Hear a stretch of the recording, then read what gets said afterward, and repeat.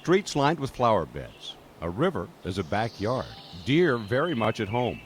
Evelyn Bertram and her husband bought a home in the Southfield neighborhood decades ago. We're its only owners, 54 years later. But the neighborhood has evolved since the Bertrams moved in. It's changed quite a bit, yes. It was, of course, all white. Today, Southfield is about 70% African American. Everyone has been accepted as they are. The question is, does that change present a challenge for the city, its leaders, and its citizens? We see some resegregation, but there's definitely all kinds of people moving into Southfield.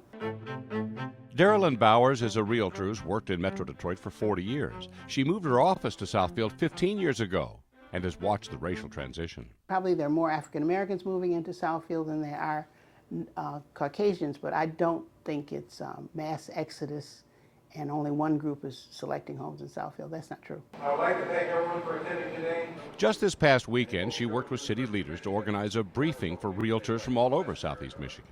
They heard about the advantages of the city, but she recognizes that Southfield will be a hard sell for many homebuyers. It's unfortunate if they miss an opportunity to live in a great place like Southfield. Southfield officially became a city in 1958. From the 60s through the 80s, growth was rapid. News reports showed the building boom. Southfield in 1984 set a record, $110 million worth of building permits. Donald Fracassi was elected to the Southfield City Council in 1967.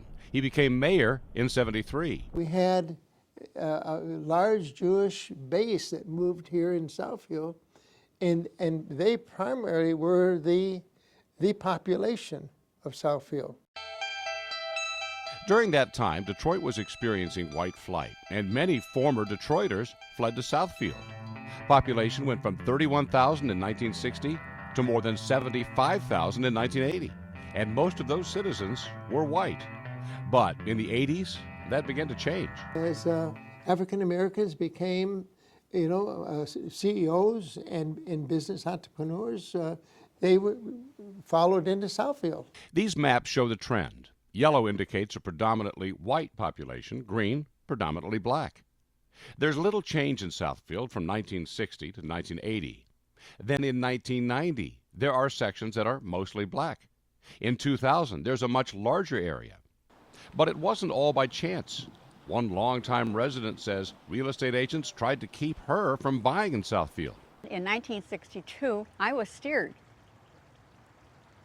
They wanted me to live in Birmingham. So she became involved with a group who tried to measure the amount of steering. So we had a group of both blacks and whites go out to realtors and visit different homes. And the white people were referred to the Birmingham area. Our black people were referred here. Today, Southfield is a city of 71,000. Most residents feel the city's on par with similar communities. But the population has gone down by nearly 7,000 in 10 years. Most of those who left were white. There is a stereotype or a perception that if a community is African American majority, that it declines. It becomes an undesirable community, that there's blight. That's not going to happen on my watch.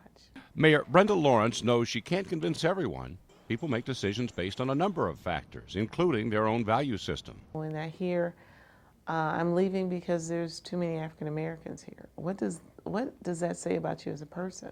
The mayor expects the racial makeup of the city to remain as it is through the year 2020.